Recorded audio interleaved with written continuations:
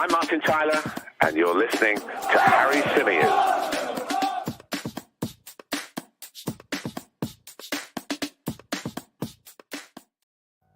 Hello and welcome back to the Chronicles of a Gooner, the Arsenal podcast, part of the 90 Min Football Network. And we are here with you today for a bumper edition of the podcast. Now, what do I mean by bumper edition? Well, basically, I was going to get a members mailbag show out yesterday, and I didn't get around to doing it due to some other work commitments. But there is some stuff that I wanted to pick up on an edition of the press review today. So I thought, seeing as we're going to be back again a little bit later on today, live on the channel and of course in audio format to look ahead to Arsenal's trip to Upton Park, then I might as well combine the press review and the members mailbag in one long bumper stream.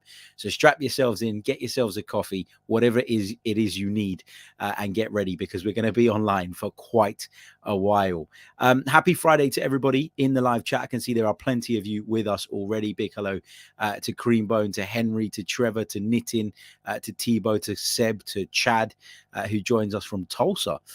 Interesting. Big hello to FTL, Gooner, Craig, who says, Harry, legend, hope you guys are all well. And I love hearing where it is that you guys are tuning in from, because it really gives us an understanding of how sort of worldwide this thing has become, which is quite incredible when you think about it.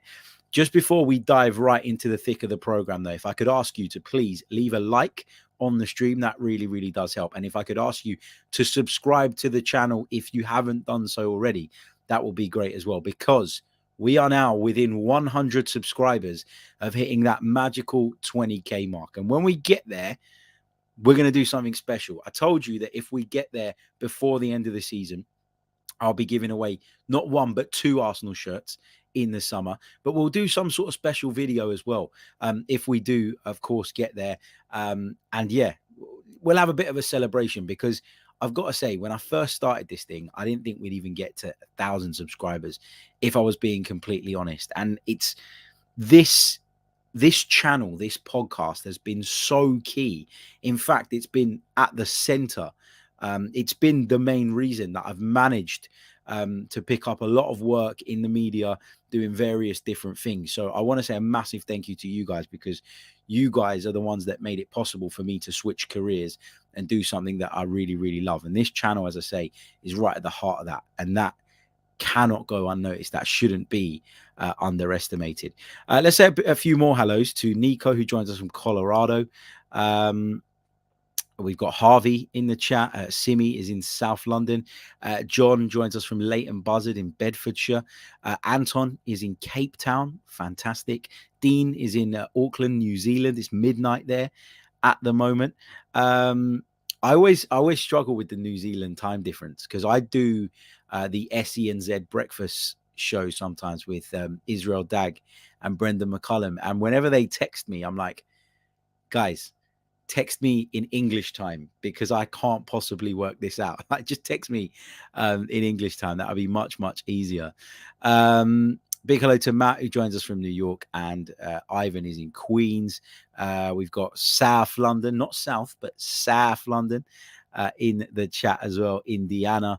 Yeah, loads of you. And sorry if I miss a few, but it's brilliant to see so many people. Avram joins us from Cyprus. We've got Peter in Malawi. We've got Milton Keynes, Belgium, Zamunda.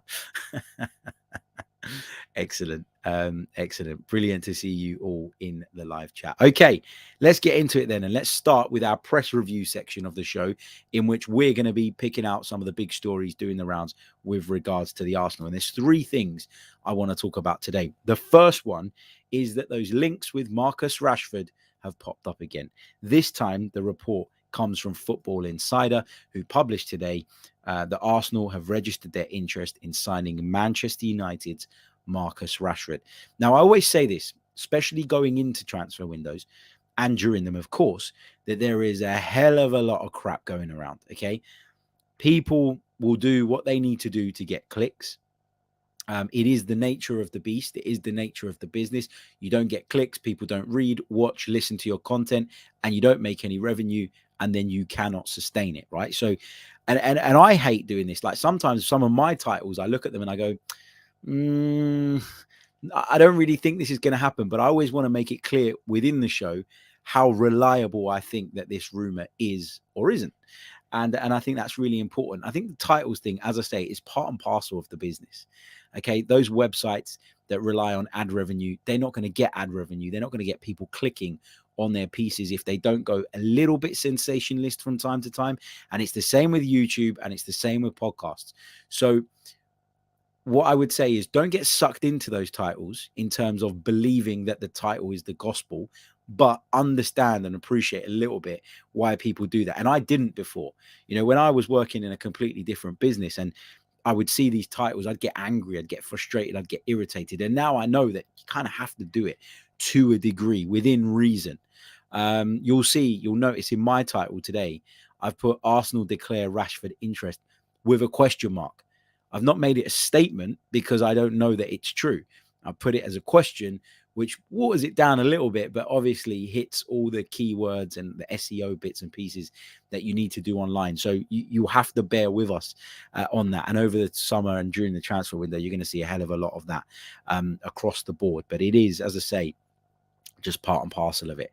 So going back to this report from Football Insider, Arsenal have registered their interest in signing Man United's Marcus Rashford. Now, I'm not going to sit here and try to decipher how realistic this is, how reliable it is. I think that's a bit of a waste of time. What I would rather do is tell you guys what I think about the idea of Arsenal going after Marcus Rashford. And I've got to be honest, it's not an idea I'm behind. And when I think about how I feel about it and I try and compare it to feeling about a transfer in the past, it reminds me a little bit of the Danny Welbeck one. That's what it reminds me of. It was a sign and he was like, well, I'll take him, but I wouldn't bend over backwards to get him. If it's a deal that's easy to do, it's on the table and it feels realistic and it helps us in the interim, you do it. The difference is, though, obviously Marcus Rashford is at still a very young age and has a hell of a lot of potential. But the reality is he's not shown that for a long, long time at Manchester United. Seems like a fantastic guy off the pitch.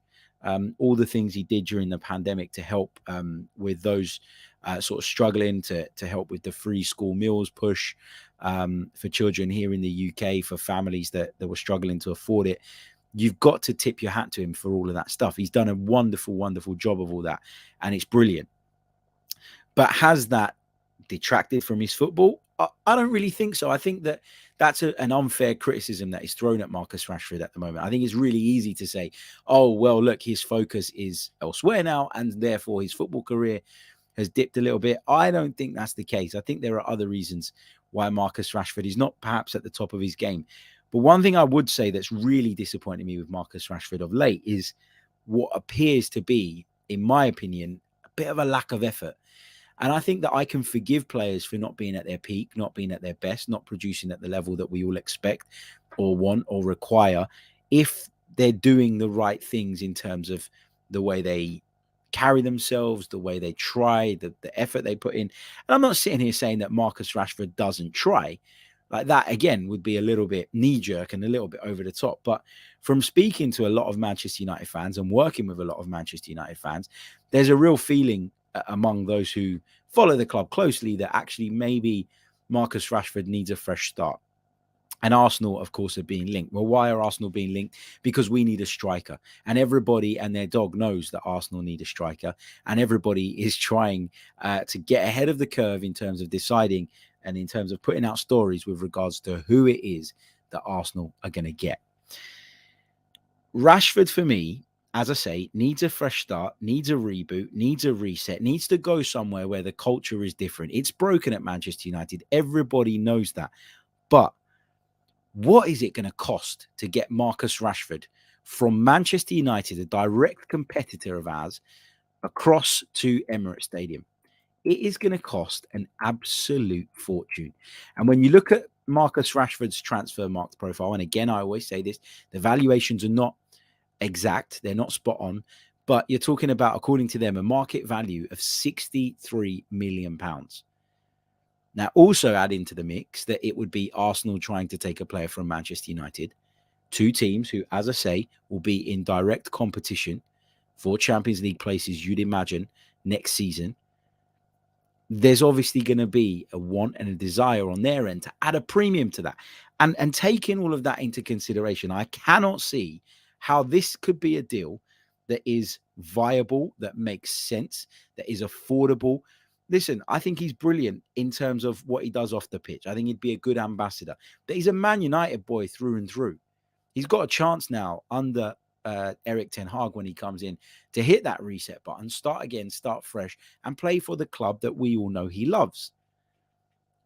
Arsenal, in my opinion, need to go out and bring in a world-class striker, or if he's not world-class today, someone who has shown strong signs of getting to that level in the not too distant future.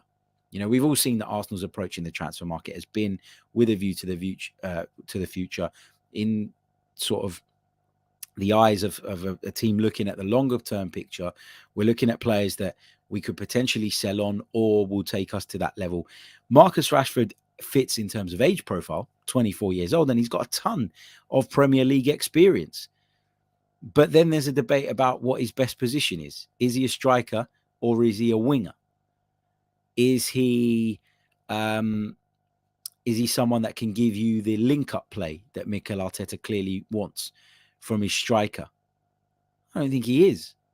But you're talking about someone with, 203, 204 Premier League appearances at the age of 24. That's pretty remarkable.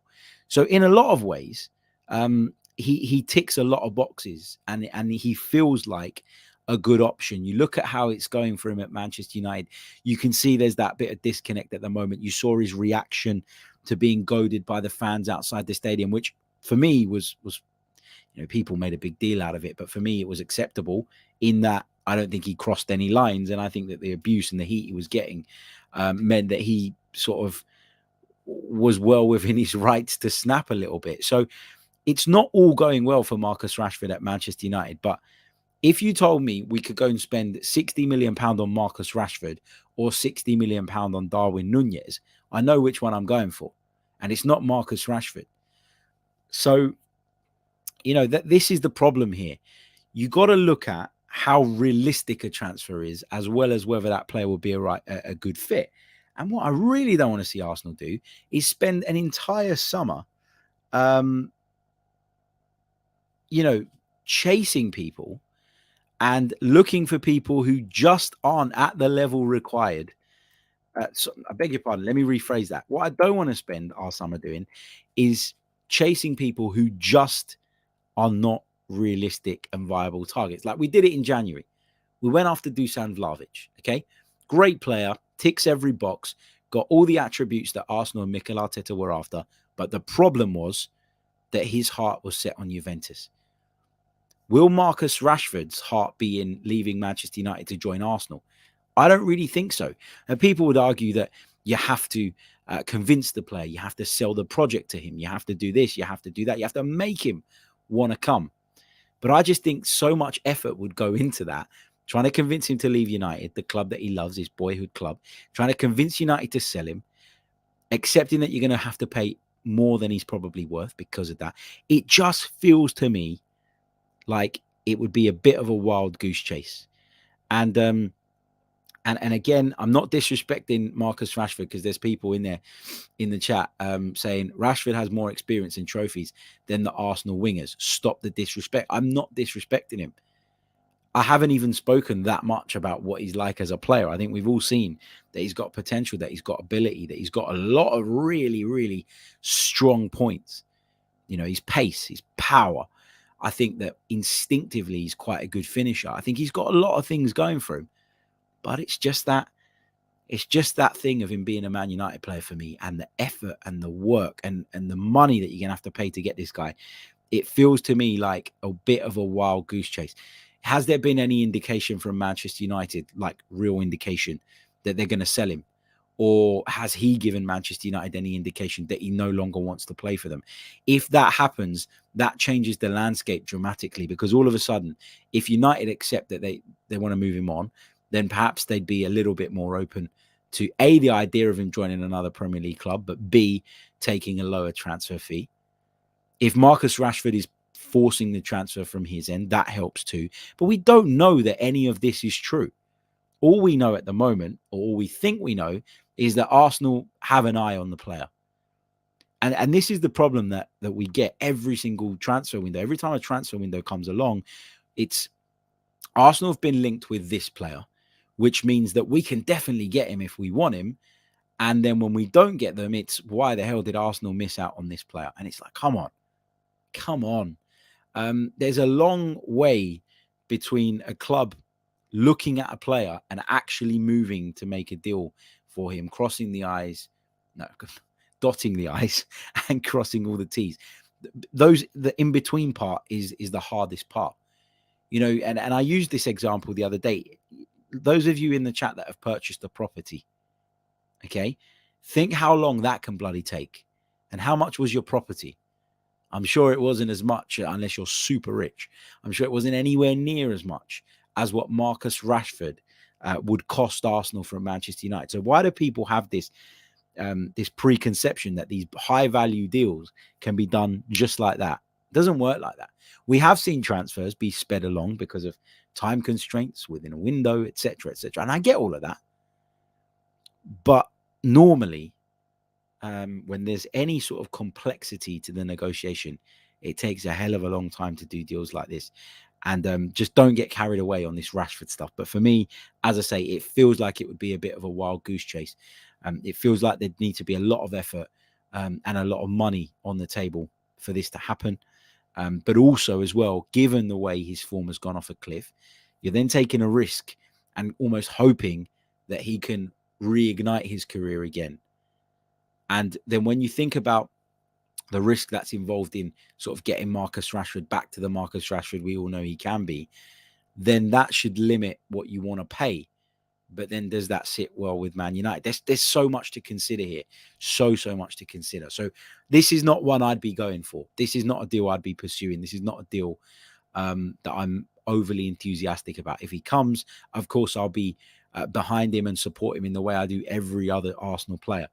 But I just feel like this is far too complex a deal, given the rivalry between the two clubs as well, for this to be a viable or the best or anything near the best option for us this summer.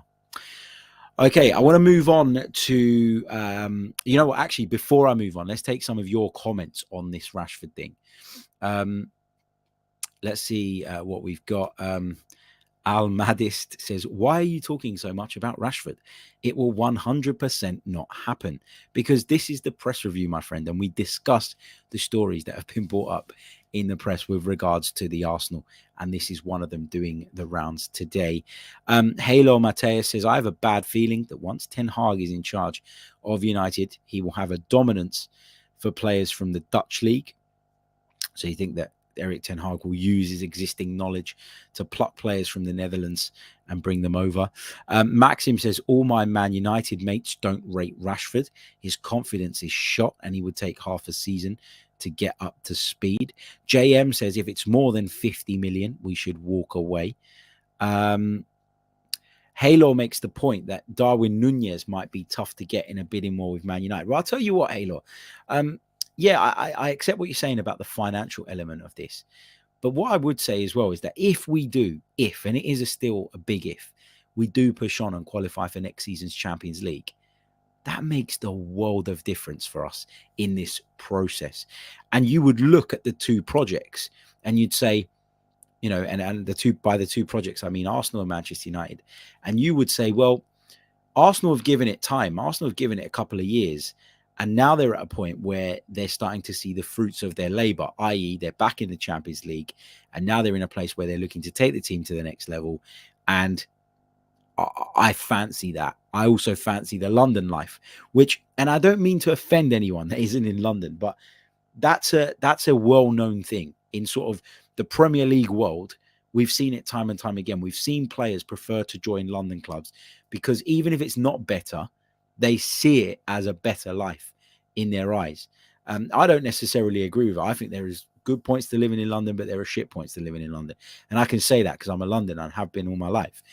But I think from the outside in, that is a very common viewpoint. So Darwin Núñez will look at that project and say, okay, well, we've seen some movement and they are moving in the right direction. I think I'll jump on board with that. Whereas with Manchester United, it's the very beginning again. And not for the first time since Sir Alex Ferguson left. It's the very beginning again. And how do you know that Manchester United are going to get it right with Erik ten Hag? How much do you trust Erik ten Hag? But not only that, how much do you trust the people above Erik ten Hag to facilitate what he needs to do and what he thinks are the right things? Martin says, would you take him for 25 million? See, at 25 million pounds, I would say that is a risk worth taking. The risk I was talking about whether or not Rashford can get himself back on track, whether or not as a coaching team, Mikel Arteta and his staff can extract what's good from Marcus Rashford again. That is the risk. But at 25 million pounds, given what his potential is, and given that he has so much Premier League experience, and you know he knows some of the boys from international duty, etc., I think it would be a more worthwhile risk taking. I just, when you're talking 50s and 60s and 65s, then I've switched off. I'm not interested at that sort of money. But at 25 million pounds, I'd be a little bit more open-minded around it. What else have we got? Big hello to FFTV, who says deals take months. Great content. Thank you so much. Really appreciate it. Lots of you sort of chipping in on the Rashford debate, and we'll come back and do a few more questions and various other bits and pieces around the transfer stuff a little bit later on in the show. Remember, this is a bumper edition of the Chronicles of a Gooner. We're going to be going for at least an hour and a half on this episode. So let's see what else. You know, I just wanted to pick up this point from Matt. It's a really good point, because he says a big pull for United is playing with Ronaldo. However, we don't know if Ronaldo will be there next season. That's correct. We don't know what Ronaldo's future holds. We don't know how Erik ten Hag will view Cristiano Ronaldo. But I can tell you this, for all the good that playing with Cristiano Ronaldo does, and it does a lot of good. I mean, it can only be a positive, right? To be on the training ground day in, day out with this absolute beast of a forward, who is literally a goal-scoring machine and has been for years and years and years, and will undoubtedly go down as one of the game's greatest ever. It also limits you in the sense of most managers would focus their team around Cristiano Ronaldo. Most managers would implement a style, a tactic. Ralph Rangnick hasn't really done it, but most managers would go in there, look at Cristiano Ronaldo and say, if I can get the most out of this guy, that's half the battle. And sometimes as forwards in and around him, as players that want to sort of challenge for that same position, and Marcus Rashford does quite enjoy playing through the middle from all the things we've read over the years, it does sort of take away from you as well. So there is a positive to it. Yes, you're learning from the best. But the other thing is that you're limited, because perhaps the focus isn't on you when it should be. The trust maybe isn't on you when it should be, because of the obsession with extracting the maximum. And it's not, it's not an unhealthy obsession when you think about how many times he's dug them out of a hole this season, and how many times he dug Real Madrid out of a hole, and Juventus and all the clubs he's played for. Then you can understand why managers take that approach. It's the safe approach. But when you're a player at 23, 24 years old, still not quite at the peak of your powers, you probably want that bit of trust. You probably want that little bit more responsibility. And by being sort of pushed aside for someone like Cristiano Ronaldo, it can impact your confidence. It can impact your psyche. And I think that to a degree, we've seen a bit of that with Marcus Rashford. I really, really do. Okay, let's move on then from the Rashford bit, and let's talk about another story that has done the rounds over the last 24 hours, and that is with regards to the future of Arsenal's Portuguese fullback, Cedric Soares. Now, the player has been linked with a move back to his native Portugal, with FC Porto being the front runners, apparently, and looking to complete a deal for around about 5 million euros. Now, that was according to some of the reports coming out of Portugal, but that has been shut down pretty swiftly by some of the guys over at football.london. I think it was Kaya Kainak who I saw post on Twitter yesterday saying, look, it's my understanding that Cedric is fully focused on Arsenal and is happy to stay at Arsenal and won't be going anywhere. And I think that's probably more accurate. I really do. Look, Cedric Soares has come into the team in the absence of Takahiro Tomiyasu. He's done a better job than most people thought he would. He's not been flawless, but he's done okay. And he's managed to force his way back in contention for the national side. Now, that naturally sort of gets him in the eye line again of those in Portugal. And I think that's probably where this story amalgamates from. But at the end of the day, I think that Cedric Soares, for me, is a player that I'm not really in a rush to sell, and not because I think he's amazing or I think he's the next Cafu or the best right back in the world, but because I think he offers us a decent backup option, as we've seen in recent weeks. I also don't think that you're going to get a massive amount of money for someone like Cedric Soares, in which case, is it worth weakening your squad? Now, this is not a Callum Chambers who's sort of mid-20s to sort of early, late 20s, looking to move on, looking to play regularly. Cedric Soares is at a point in his career where he's okay with his role. I think he's quite content with that role. I think he was brought in on the basis that this was going to be his role, and that's never really changed.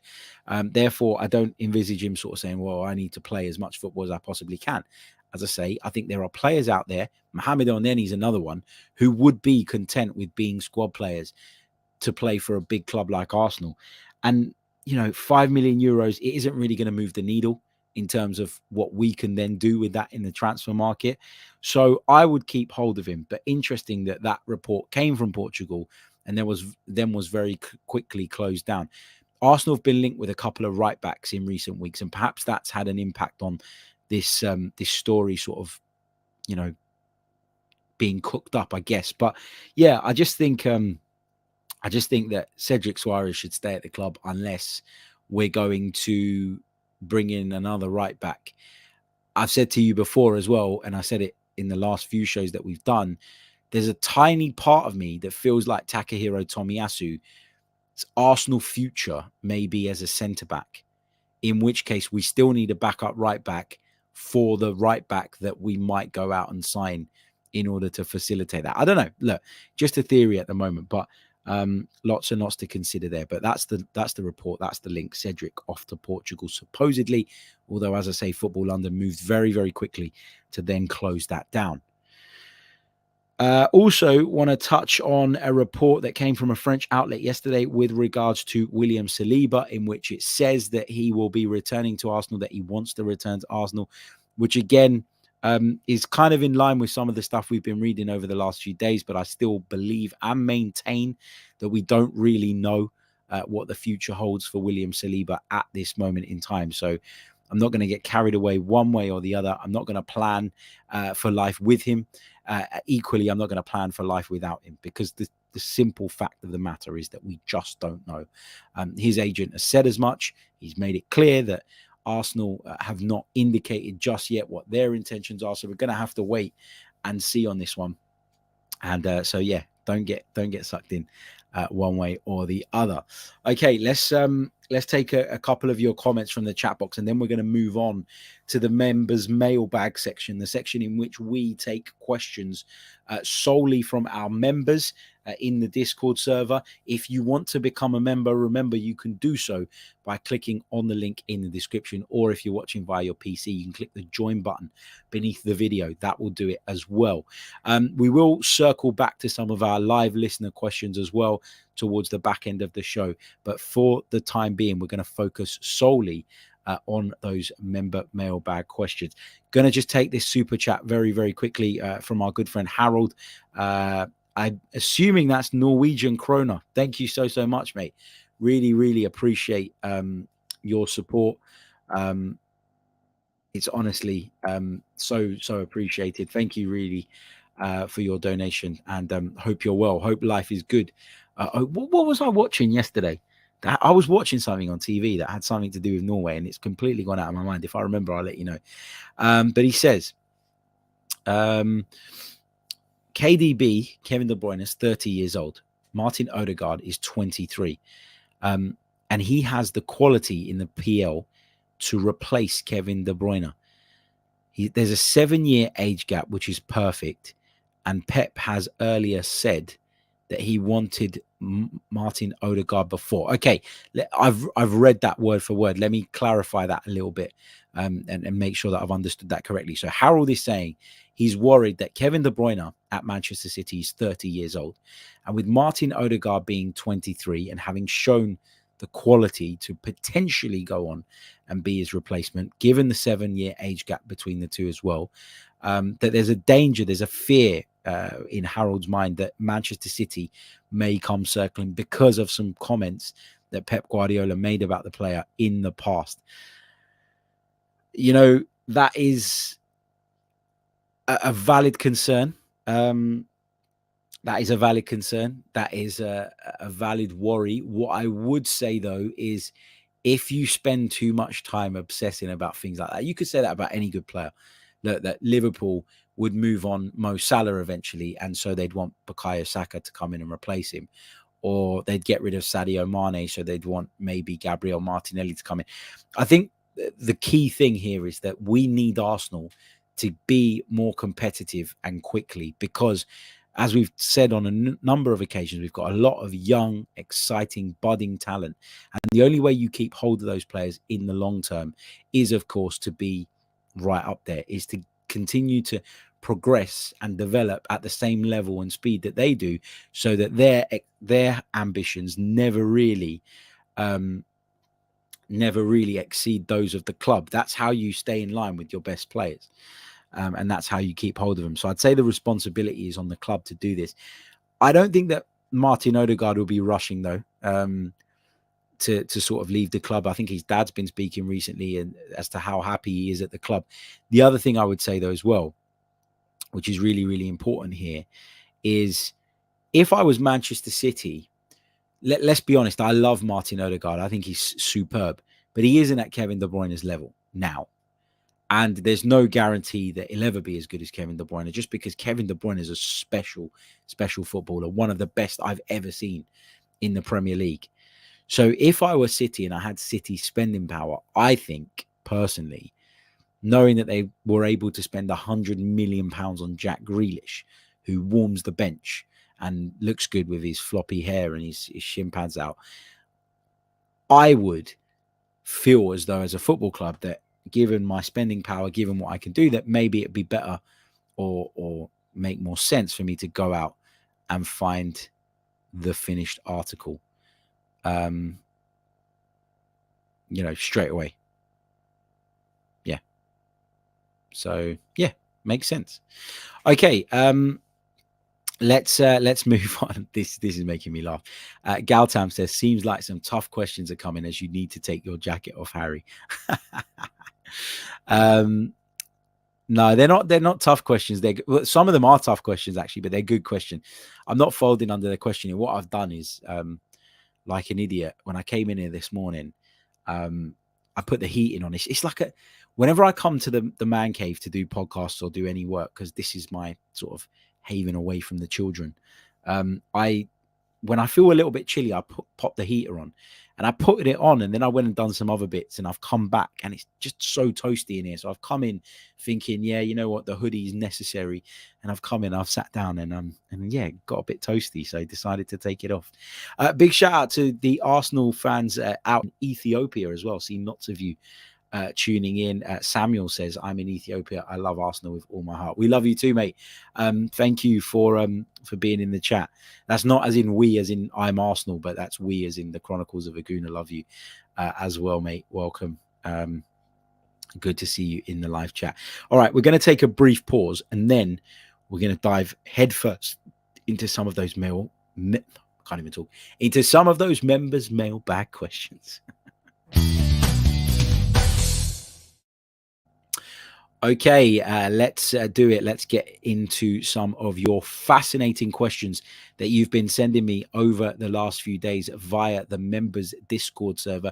Remember, if you haven't done that already, if you haven't signed up already, then you can become a member by clicking on the link in the description or of course, you can do so by clicking the join button underneath the video if you're watching on a PC.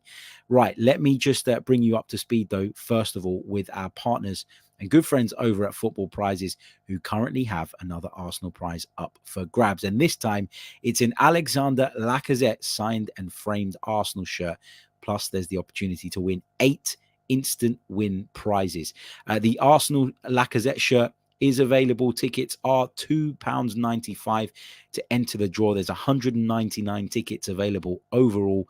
And I think they've sold about 115 of them already, 117 now. So there's not that many tickets remaining. There's 3 days, 6 hours and 22 minutes remaining on the competition. But as I always say, if the competition fills up, if the tickets run out before that point, then it'll end sooner. In terms of some of the instant win prizes that you can get your hands on as well, Pierre-Emerick Aubameyang signed and framed Arsenal shirt, and Liam Brady signed and framed Arsenal montage, some vouchers for the club shop, and some credit for the Football Prizes website. So there's lots and lots of stuff, amazing stuff that I'm sure Arsenal fans would love available. And yeah, that's how you get involved. Click on the link in the description. Okay, right. Hold on a second. Archangel says, that's unhealthy, Harry. What's that, putting the heating on in the morning when it's bloody freezing down here? It needs to be done, man. I don't think you know how cold it is down here. First thing in the morning. What was it? The other day I was doing something. I was doing some radio abroad, and it was like some stupid time in the morning. Like I think I came down here at about 5:45 in the morning, and it was bloody freezing. So yeah, it's not quite that warm yet in England where you can come down here in the early hours of the morning and sort of rocking in the t-shirt and be absolutely fine. Okay, right, let's get on with it. Members mailbag questions, and the first one comes from Joe Kerr. Big shout out to Joe, who says, does or will Nicolas Pepe start again for the Arsenal? Well, there's been a lot of speculation about Nicolas Pepe's future. There's been a lot of talk around whether he'll be at the club next season, and I think it's fair to say that his future is in doubt. I think that he is someone who is at a point in his career, unlike Cedric Soares, who I mentioned earlier, where he needs to be playing week in, week out. He'd probably feel like his rhythm's been disrupted at Arsenal, that when he does get an opportunity, he can't quite grab it with both hands sometimes because he is a little bit rusty, has been out in the cold for a while. I get all of that. And obviously, Nicolas Pepe, throughout his Arsenal career, I believe, has been weighed down by that huge price tag of 72 million pounds, which we all know was over the top. So yeah, I think for me that when it comes to Nicolas Pepe, we've got to be realistic about what the future holds for him in terms of how we facilitate what's best for the club, but what's best for the player as well. Now, he is on a pretty hefty wage, and I do think that if he goes, Arsenal need to look at another wide option.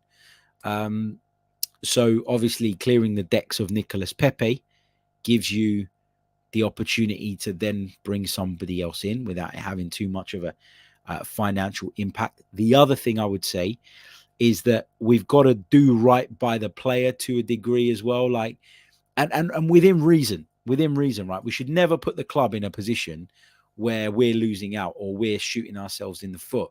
But there is a human element to this as well. Like, for example, you pay £72 million for a player. I think it was apparent to every single one of us pretty soon into Nicolas Pepe's Arsenal career that he wasn't a £72 million player. I think we all recognise that actually we paid over the top. And I think the club recognised that, and hence why the Chronicles put somebody in or brought somebody in to sort of analyse that deal, to sort of investigate, to deep dive into a few of the deals. And I think it was found that a lot of the decisions that we'd made were questionable and have contributed to the position that we're in today. It doesn't mean it's Nicolas Pepe's fault, because Nicolas Pepe didn't ask Arsenal to pay £72 million for him. They decided to do that. So you bring him in for £72 million, as I say, you very quickly recognise he's not worth that. But now you need to be realistic about what he's worth today. And when you think about how little football he's played this season, how rare it's been for him to start a game, you have to be realistic and understand that that also has a detrimental effect on his value. You also have to look at how long he's got remaining on his contract. And that obviously plays a part as well. And we'll just double check that because I think I know, but I just want to be sure. Yeah, contract expires in 2024. So there's 2 years left. By the end of the season, there'll be 2 years left on, I beg your pardon, on Nicolas Pepe's contract. So that comes into your thinking as well. I think if somebody came and offered...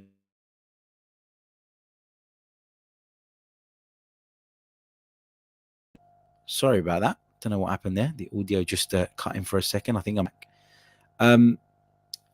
I would say that if somebody came in and offered £25 million for Nicolas Pepe, which sounds crazy when you think that we paid £72 million, I think you have to consider that for the player's sake and for Arsenal's sake, because everybody and their dog could see that he wasn't worth what we paid for him.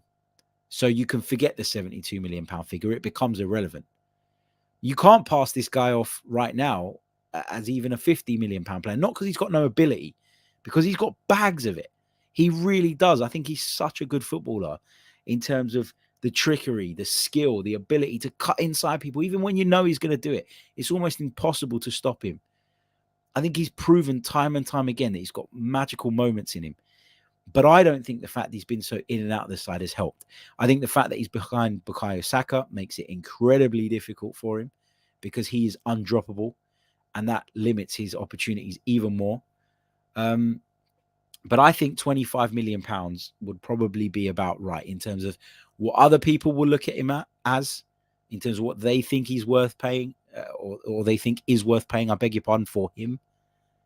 And, you know, you got to think about the player to a degree as well. So going back to the question, does he start for Arsenal ever again? I wouldn't be surprised if he didn't, like genuinely. And I thought that one of the issues we had this season, sort of everybody was talking about the positives of being without Europa League football. And there were some positives for sure. But the negative side was that people like Nicolas Pepe, who didn't get much game time as a result of us not being in European competition, and who also sort of fell out of the shop window, you know, that is a problem. So you're Nicolas Pepe, you play 7, 8, 9, 10 Europa League games, you score a few goals against some minnows in the Europa League group stages, and all of a sudden your season looks a hell of a lot better than it does now.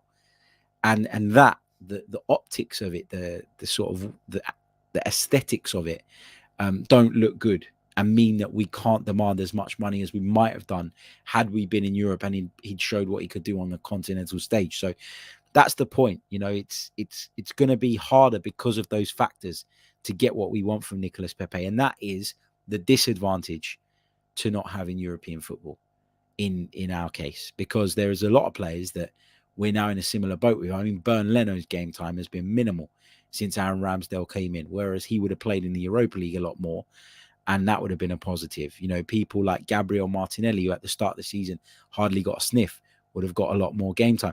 And all of those things, they have a knock-on effect. And one of the knock-on effects is that, well, if they haven't been played, if they're not in people's eye lines, and if they're not given an opportunity to showcase what they're going to do and what they can do, then you can't demand top dollar for them.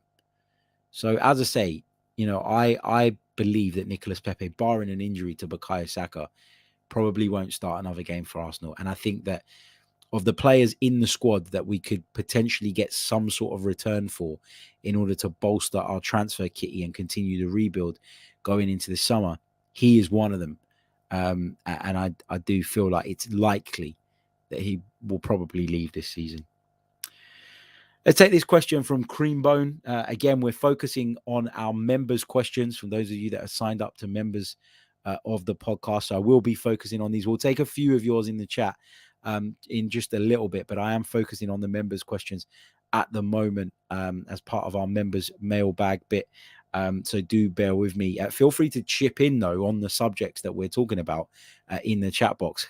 Rob, how are you doing, mate? He says, Harry, 5:45 a.m. in the morning, which I mentioned earlier. He says, that's my lunchtime near here near Potter's Bar. Rob, big shout out to you, mate. Listen, 5:45 a.m. I'm not a morning person. I'm a terrible morning person. If you want to get the best out of me, you're better off calling me at 11 p.m. than you are at 5 a.m. Like, that's just the way I am. Mornings are not my friend. Okay, let's take this question then from Creambone, aka Trev, one of our most popular members in the chat box. Very, very well-known figure in there. He says, do you think Saka's Euro woes have fast-tracked him into becoming a more mature player? I certainly think he's grown up. I certainly think he's shown himself to be a man this season. And that's not to say that he was bad before that, but I think he's just taken that next step in terms of his evolution and development. And I think it's clear to see. I think when you go through shit things in life, okay, and listen, there are some things that are undeniably shit. Like, you miss a penalty in a Euros final, that's a shit thing. Okay, there's no way of sugarcoating it. There's no way of packaging it up in any other way. It's a bad moment. You miss a penalty in the Euros. You know, going to the more extreme, you lose someone in life. People say, it's better to have loved and lost than not to have loved at all. And I agree with that. But it's still shit that you lost that person, right? So there are things in life that you cannot deny are bad things, negative things. What I think is massively important is how you choose to respond to those things, what you choose to take away from them, aside from the obvious, which is the shit part. And, it's happened to me, I'm not talking about missing penalties in the Euros, but things in me sort of transitioning careers. There's been some really, really good moments. Like, I'm not going to lie to you, there's days even now where I come away from work and I think, man, that was a fantastic day. I got to do this, this, and this today. Things that I wouldn't have even dreamed of doing 3-4 years ago. And there are other days where you feel like, shit, where is this going? Is it going anywhere? Can I maintain this for another year? Like, around about this part, every freelancer will tell you this. Every freelancer that works in the world of football will tell you this. You get to April and you know that the season's coming towards its end, and you start to worry about what you're going to do next season. How am I going to keep paying my bills?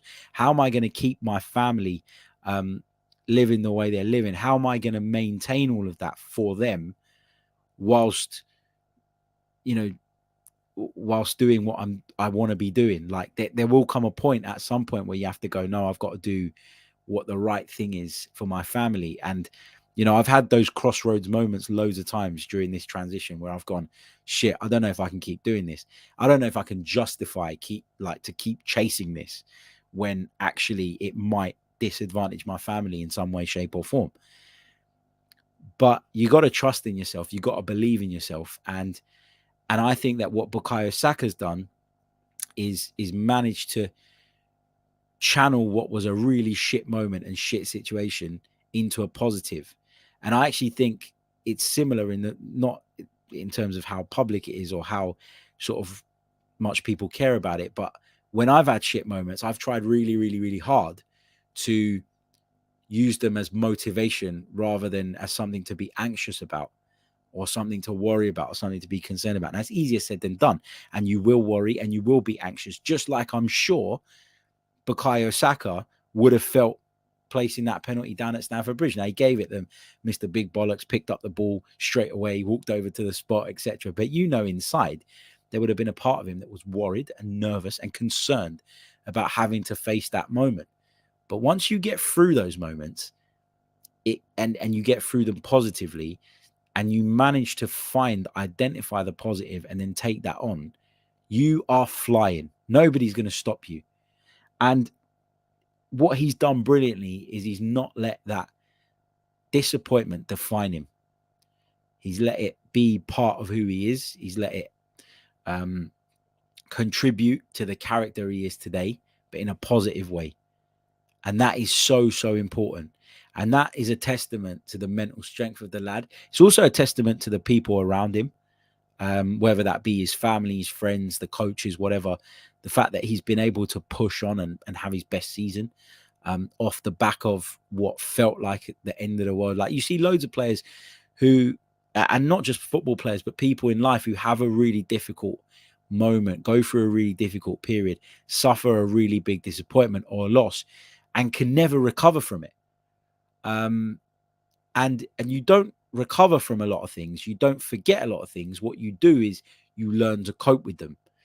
And we've seen a lot of young players, I think, that have had big moments, have burst onto the scene at a very young age, and then done something great, then suffered a setback and not been able to channel it in the right way and recover. It's not easy to do what Bukayo Saka's done. So he deserves a hell of a lot of credit. And I think that in the long run, and as I say, some things in life are undeniably shit. Missing a penalty in the Euros final for your country is shit. But at the very least, you need to be able to try and take away some form of positive from it. And I think that Bukayo Saka has done that. I think he's used it and channeled it all in the right way. And he's a much more mature player for it. Great question, Natra. Thank you. Billy Anderson says, what do you think of Tottenham? I can't say it because I'll get demonetized, but you know what I mean. Let's take this one from PM Gooner, who says, how much do you think, and this is going back to 2006, interesting question. How much do you think losing the Champions League final affected the development of the club? For example, if we'd have won in 2006, would the likes of Pires and Vieira, etc., have stayed? Okay, so that final was the most difficult night I've ever been through as an Arsenal fan. I still have nightmares about it. Whenever I haven't even watched the highlights. I've seen sort of brief clips of the goals when, they've come up on something that I've been watching, but I've never gone out of my way to watch that back because it was heartbreak. It was, as I say, one of the most difficult nights of my Arsenal fandom, probably the most difficult. And I do think it really sort of affected the mood around the club. It felt like the end of that specific period. So when I say specific period, I'm talking about 97, 98 to the end of Highbury, which was our most successful period. When you think about that, and you think about how it all went after that, then you can't help but feel it was a defining moment. That it was a moment where people went, look, we gave it our best shot here, and we're not going, we're not going to do this again. The cycle has ended. We can't push this any further. And obviously that coincided with the move to the new stadium as well. And the whole landscape at the club just completely changed at that point. Had we won it, would we have moved forward with a bigger buzz around us? Would people have seen us as a more serious option? Would the finances of winning the Champions League have helped us to keep hold of some of the key players that we ended up losing in the years sort of post that defeat? Probably, yeah. Yeah. And maybe the transition from Highbury to Emirates Stadium wouldn't have been as painful had we just won a European Cup. And maybe it would have been more justified in people's eyes had we, like the move I'm talking about, had we just won a European Cup. And I think that, yeah, moments like that, they can shape the trajectory of a football club for years to come. So I think it's a really, really good question. And it's a really, really good point. If I'm not mistaken, and I'm trying to remember this off the top of my head, and this was a long time ago, I think that Robert Pires was sort of given an indication that he wasn't going to play or that he wasn't first choice. And obviously there was a whole story around the Champions League final concerning him as well. So I think that he might have left anyway. I feel like Patrick Vieira probably felt that, it was time. I don't know. It's a hard one, isn't it? It's a hard one to it's really difficult to say sort of what might have happened. What might happen, what could have happened in the event that this transpired differently. It's really hard to sort of know the ifs and buts about it. And yeah, you know what I'm saying. It's a weird one. I don't know. But Patrick Vieira as well, like he's spoken, hasn't he, in his biography or whatever it was about the way he left the club, and that he felt like he wasn't really wanted at that point. So that's what I mean. Like that's why I always go back to the to the sort of finances of it all. Like Patrick Vieira wasn't. I think Patrick Vieira was gone. Yeah, Patrick Vieira was gone just before then. Let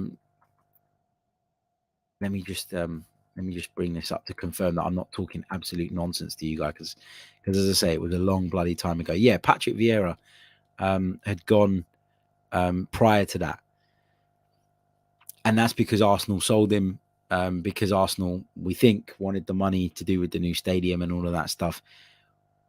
So I don't think the Champions League, in answer to your question specifically, would have impacted on Patrick Vieira, but I think it would have impacted on the way because obviously he'd gone before that, so it couldn't have impacted on him.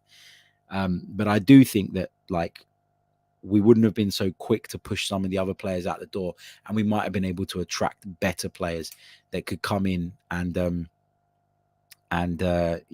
keep us at that similar level. Just touching on that final, a couple of you chatting about it in the chat box. Greenbone says the Barca final, definitely my worst moment as a Gooner. Craig Barlow says Lehman was a nutter, Harry. Completely at fault, lost his temper. But Wenger subbing Pires off was a bad mistake. Yeah, that whole story around Pires was strange, wasn't it? What else have we got? Craig also says we were the better team in Paris, and that's the heartbreaking part. Yeah, agreed. Archangel rightly points out 2005 Patrick Vieira left. I was just trying to work out whether it was, I had 2005 in my head, whether it was 2005 2006 or 2004 2005 that Patrick Vieira left. I hate the way they do the seasons. Like, we've got used to it now, but it's not just in a year, is it? Like, they cross over the two. But you're right, Patrick Vieira had already been moved on from the club, so I don't think it impacted him. Well, it definitely didn't impact him, but it had an impact on the trajectory that the club took after that, I think. Robert says in the chat, Patrick Vieira was sold almost as a punishment because he messed the club about with Real Madrid straight after the 2004 title. And as he points out, he left straight after the 2005 FA Cup final. That's correct. Let's see what else we've got in the mailbag. We've got a few more questions that we're going to take from the mailbag, and then we're going to take some of you guys in the live chat. So if you've got any, if you're in the live chat, drop them in, and I'll pick up just a few before we wrap up as well. Okay. Wesbird says, if we aren't competitive again within the next 2 seasons, do you think we'll struggle to hold on to some of our young talents? Yeah, of course. It goes back to what I was saying earlier, and I didn't do this on purpose, but I kind of answered this in some way a little bit earlier on when we were talking about that comment from our good friend about Martin Odegaard. You as a football club can develop all the young, brilliant, budding talents that you want, but if you can't keep up with their ambitions, their personal ambitions, then at some point you're going to lose them. It's as simple as that. And I think that Arsenal, have managed to do quite well in sort of blooding some of these players through, integrating them into the team, putting them and making them the focus of our strategy moving forward. I think that was the right thing to do. In the case of Saka and Emile Smith-Rowe in particular, because, and Martinelli comes into that category as well, but he's not someone we brought up through the academy, so it's a little bit different. But I think in the case of those two, because look, this is not Kieran Gibbs, with all due respect. This is not, Alex Iwobi. This is Emile Smith-Rowe and Bukayo Saka, who genuinely do have the potential to go on and be top class players. So you're right to put your eggs in their baskets, and you're right to build what you're building around them. But there will come a point where we get to a crossroads where you then have to decide, right, what can I do? What do I need to do to ensure that we as a football club are in line with them, that we have the same ambitions, the same goals, the same aspirations, and we can convince them that they can achieve those things by staying with us and being with us. That's so important. What I would say is we're not at that point yet. Like, I don't think, although they're, of course, attracting attention because they're wonderful players, I don't think we're at a point, because of their age and because of where we are, where if we got into the Champions League next season, one of the things that Smith Rowe or Saka would say to you is, I want to play in the Champions League. And if we achieve that, then you've ticked that first box. So for the time being, we're okay. And you it's like keeping the wolves away from your door. You're keeping them at a distance. They want Champions League football, fine. We'll give you Champions League football if we achieve that, of course. There will come another point later on where they'll want more. They want to challenge for the Champions League. They want to challenge for the Premier League title. They want to win major honours on a regular basis. And at that point, you've got a problem because you need to make sure that you're at that level. But I don't think Arsenal's strategy right now is wrong. And I don't think the strategy should be dictated by the fear of losing these guys at this point. A little bit later down the line, that might be different. You might shift the focus in an attempt to try and facilitate what it is that they want to achieve, of course. But at this moment in time, I think we're doing things right. And one of the reasons that I've been so supportive, and I've had a lot of criticism for this, of the Arteta Edu project transfer policy, is that with all the signings we're making and with all the contracts that we're handing these players, we are putting ourselves in a position where if they do get up and say, I don't want to be here anymore.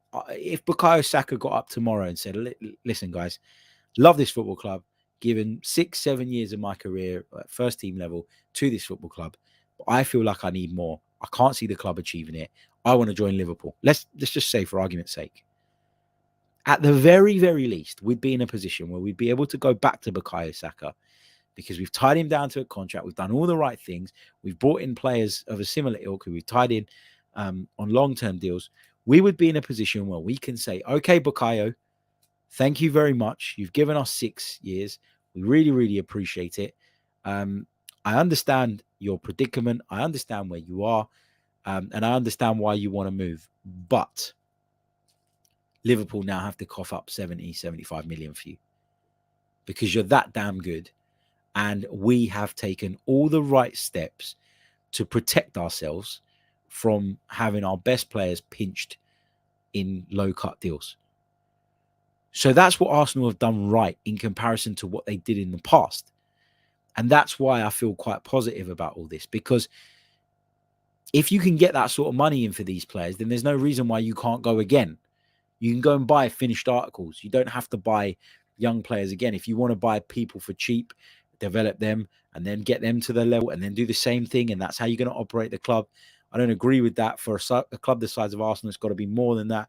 We've got to be more ambitious. But the point is that you should always protect yourself in the way that Tottenham protected themselves with Harry Kane. I don't like to give them praise, but when they convinced Harry Kane to sign a 5-6 year deal, whatever it was, they protected themselves. And they protected themselves against Harry Kane throwing his toys out the pram, which happened in the summer. They protected themselves against Manchester City coming in and saying, here's X amount, which we believe to be fair when everybody knows it's well under the value.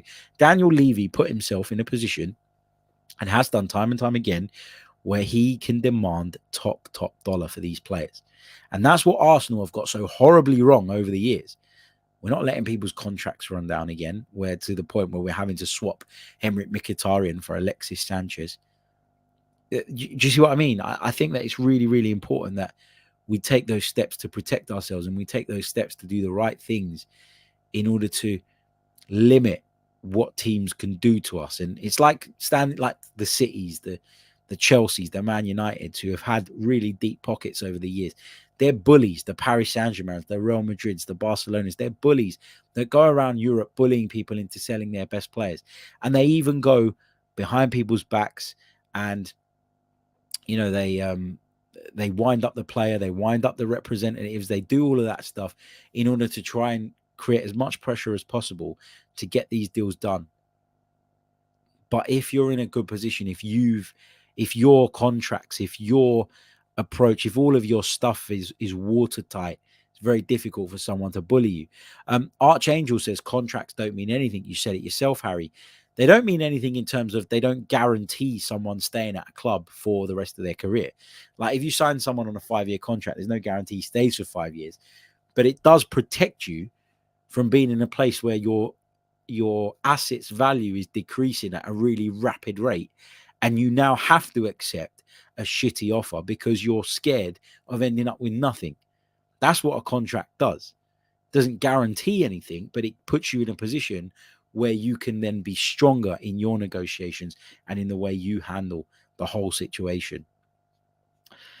Okay, going to take one more from the mailbag. In fact, I'm going to take two more from the members' mailbag. I'm going to take one from Moss, who it's not Arsenal related, but was asking me about the Championship and who I fancy to come up. Well, it's interesting, isn't it? Because you look at Fulham, obviously done it already. Bournemouth sit in second place on 79 points. Nottingham Forest in third on 76. Huddersfield Town are on 76 as well in fourth, but their goal difference is significantly worse than that of Bournemouth and Nottingham Forest, who are tied. Also, as well, what's really interesting, after goal difference, it goes to goals scored, and Bournemouth have only scored 2 more goals than Nottingham Forest as well, which is crazy as well. So those two really are neck and neck. But I think Bournemouth will get over the line. I think it'll be Bournemouth and Fulham who come up automatically. And then you've got the playoffs. Of course, Middlesbrough still in with a chance of making the playoffs as well. A number of other clubs too. So much to play for in that division. But my shout would be from the playoffs would be Nottingham Forest if they miss out on automatic promotion, because I think they've been really, really good under this current manager, as we found out in the FA Cup, and they're moving in the right direction. I think they deserve it. And I'd like to see a big old football club like Nottingham Forest, one with such a rich and grand history, back in the top flight after a very, very long time out of it. So thank you, Moss, for that one. Just a quick reminder, if you haven't hit the like button, please do so. We haven't managed to hit 100 likes yet. Let's do that. It really, really does help. In fact, there's nearly 300 of you with us live across the multiple platforms at the moment. So there's no reason why we can't get closer to 150 likes. Please hit the like button. It really, really does help. Also, if you haven't done so already, please subscribe to the channel. If you want to become a member, that's another thing. That's an extra. But at the very least, if you are new, please do subscribe to the YouTube channel. As I say, we're within 100 of hitting that magical mark of 20k, which I'm absolutely buzzing about. So yeah, please do help us out in that department. Right, going to take one more members mailbag question, and then I'm going to take 2 or 3 from the chat box. So start getting them in, start filling up the chat box, and I'll come to those in a minute. This mailbag question comes from Vinny, who's one of our new members. Welcome, Vinny. I hope you're well, mate.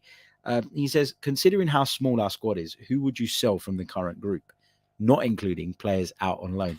Well, I've mentioned Nicolas Pepe already because I think he could bring in some value, and I think that could be key.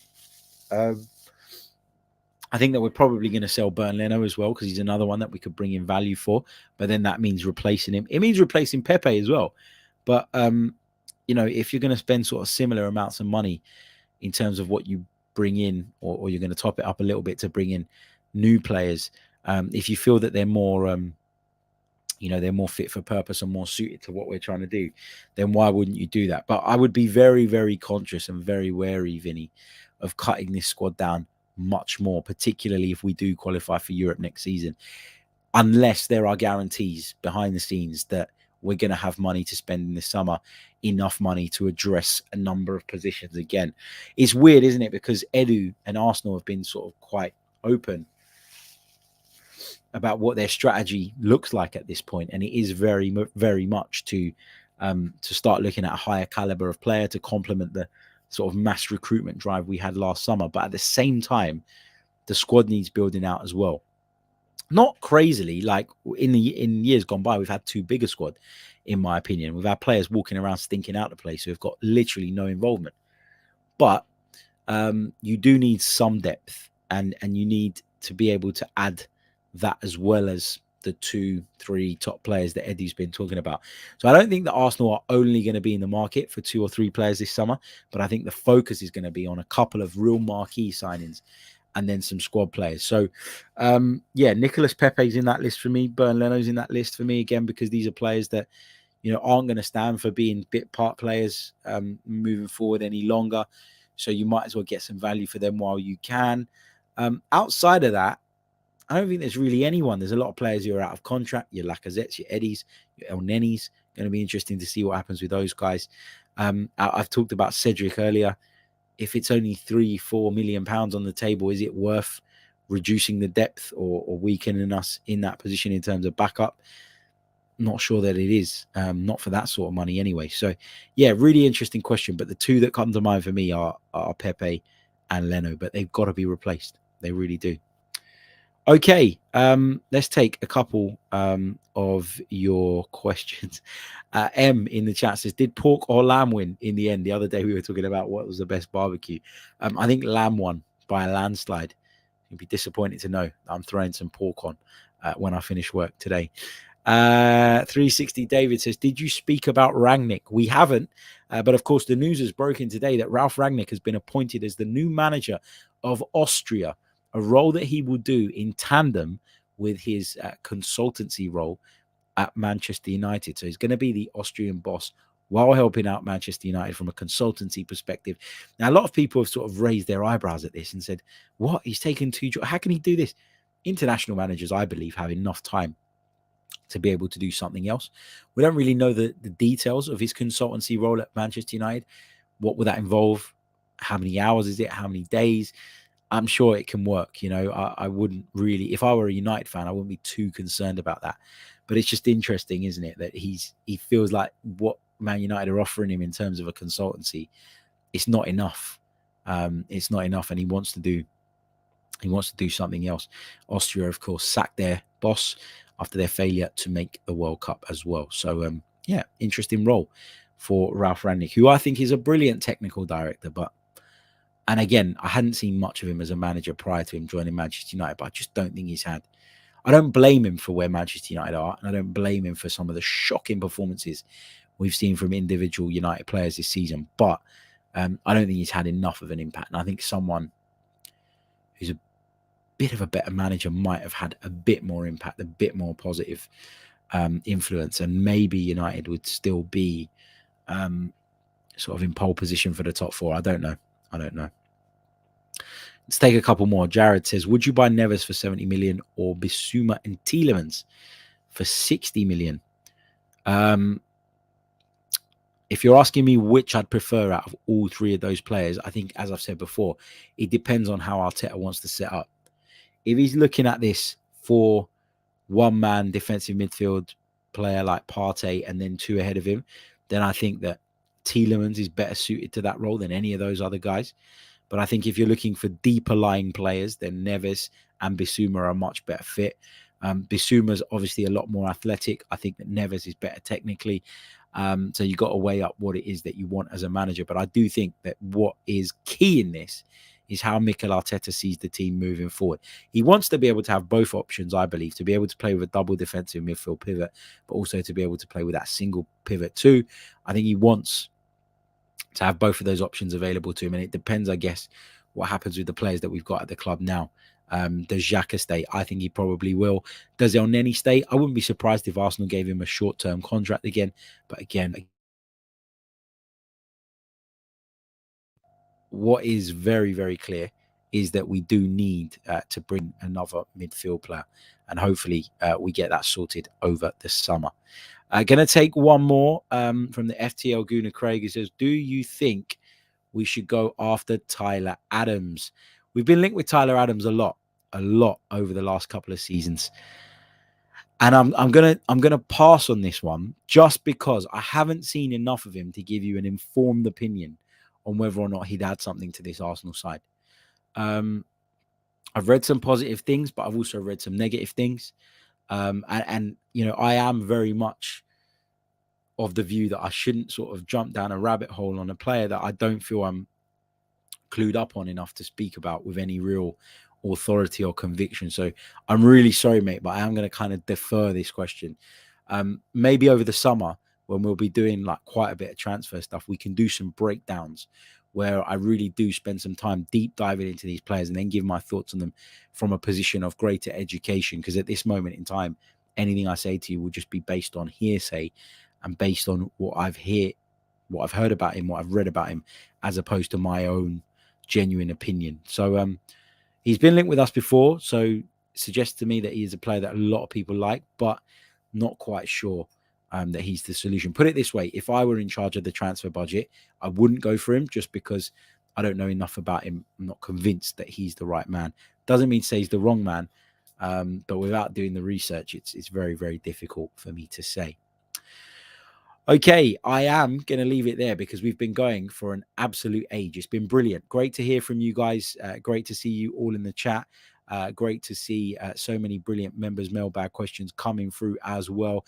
Don't forget, if you haven't done so already, please do hit the like button. Let's try and hit 150 by the time the outro plays. Subscribe to the channel if you're new, and we'll be back later with our West Ham United versus Arsenal preview. Until then, take care of yourselves. Cheers. I'm Martin Tyler, and you're listening to Harry Symeou.